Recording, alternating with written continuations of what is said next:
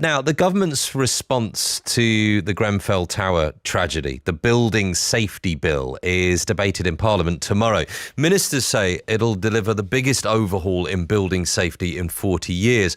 Hundreds of thousands of people living in flats with flammable cladding and other safety issues say there is nothing in the legislation to protect them, and they still face life-changing bills. 5 Live's Sarah Corker has been investigating the cladding scandal for the past 12 months. Hiya, Sarah. Hello, are you there, Sarah? I am, yes. Yes, you're there. We didn't hear you. We hear you now. So, how will these new laws help flat owners? I suppose as far as the government see it, anyway. Yeah, well, the background to all of this is that safety checks after the Grenfell Tower fire on thousands of other high-rise blocks across the UK revealed not just problems with cladding, but many other faults too. So defective insulation, missing fire breaks, issues with timber balconies.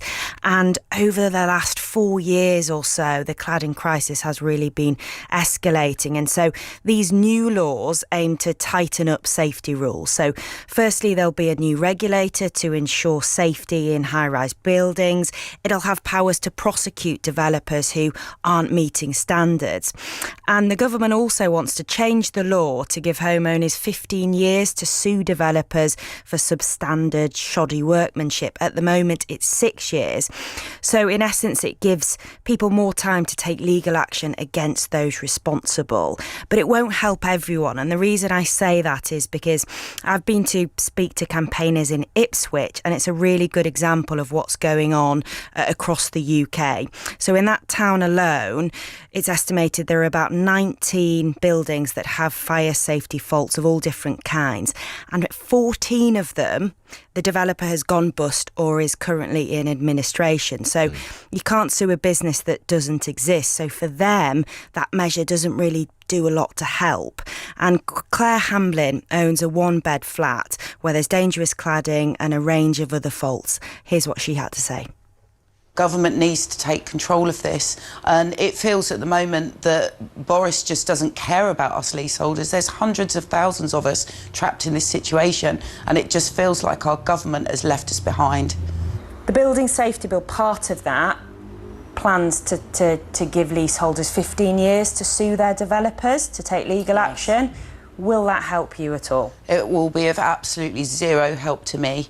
This building was developed 16 years ago, and even if we were able to act within the time frame, the developer has gone bust, so there's nobody to sue.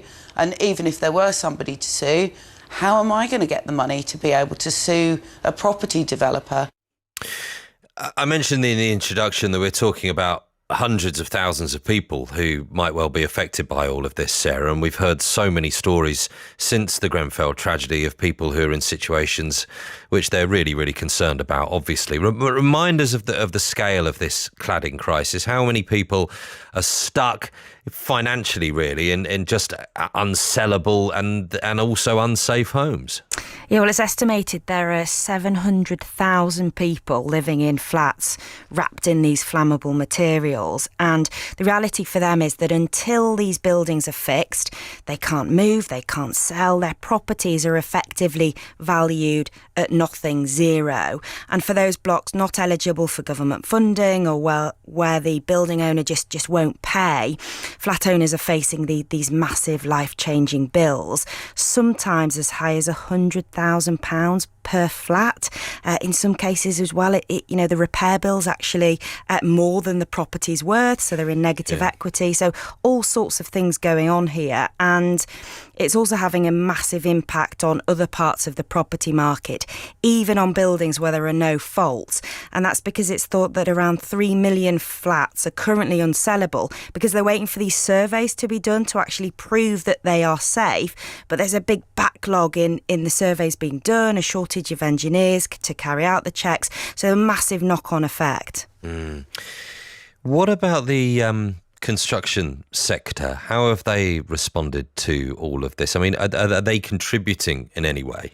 So I think that the good news is that home builders are now starting to stump up more cash to fix the buildings that they still own. And so far, they've set aside more than £500 million. So it sounds like a big amount, and it is, but remember, this is a multi-billion-pound problem. MPs have actually estimated it'll cost £15 billion just to fix the cladding issues. And I had a chat with Graham Watts. He's from the Construction Industry Council, and that's a body that represents the sector's professional bodies and business associations. And he says the government is starting to address these problems through its building safety bill.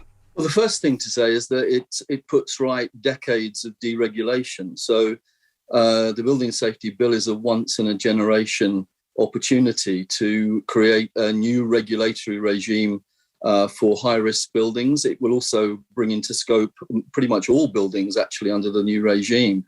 So it's, in that sense, it's long overdue, but it's very much to be welcomed. It sets in train a new regime to start probably in 2 or 3 years' time for buildings going forward. But I suppose the one worry is it doesn't do much for residents who are trapped in financially unsustainable, unsafe buildings at the moment. That's my one concern about the bill, although I welcome it for buildings going forward. So as you heard there, it's good news for new buildings, but perhaps not as much help for those with legacy issues already stuck in this. Now, it's important to say the government has set aside £5 billion to help those in the tallest unsafe buildings with cladding problems.